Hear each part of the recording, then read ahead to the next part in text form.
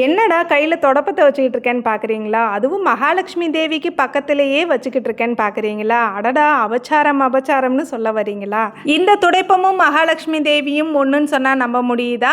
வட மாநிலங்களில் தீபாவளி அன்று செய்யக்கூடிய லக்ஷ்மி குபேர பூஜையில் இந்த துடைப்பத்தை மகாலட்சுமி தேவிக்கு இணையா, அதாவது துடைப்பத்தை நல்லா அலசிட்டு பன்னீர் வச்சு தொடச்சிட்டு மஞ்சள் குங்குமம் விட்டு மகாலட்சுமி தேவிக்கு இணையா இந்த துடைப்பத்தை வச்சு கும்பிடுவாங்க.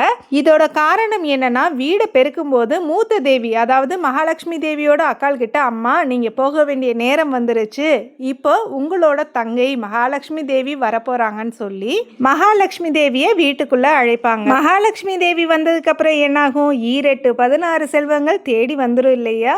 வியாழன் வெள்ளிக்கிழமைகளில் செய்யக்கூடிய மகாலட்சுமி குபேர பூஜை அன்னைக்கும் இதே ப்ராசஸை செய்வாங்களாம். அதனால தான் துடைப்பத்தை சாட்சி போடக்கூடாது, குழந்தைங்களை அடிக்கக்கூடாது, துடைப்பத்தை சீன்னு சொல்லக்கூடாது, தேஞ்ச துடைப்பத்தை வீட்டில் வைக்கக்கூடாதுன்னு சொல்லுவாங்க. இதை விட ஷார்ட்டாக சொல்லணும்னா விளக்கு மாத்துக்கட்டை பிஞ்சிரும் அப்படின்னு அந்த அபச்சொல் சொல்லவே கூடாது. வட மாநிலங்களில் செய்யக்கூடிய பூஜை தமிழ்நாட்டில் எதுக்குமா நீங்கள் கேட்குறது புரியுது. இன்னைய வரைக்கும் தமிழ்நாட்டில் சமஸ்கிருதத்தில் தானே பூஜை செய்யப்படுது. அதனால் வட மாநிலம், உள் மாநிலம், தமிழ் மாநிலம்னு சொல்லாமல் இந்தியான்னு சொல்லிட்டு நம்ம பூஜையை ஸ்டார்ட் பண்ணிடலாம்.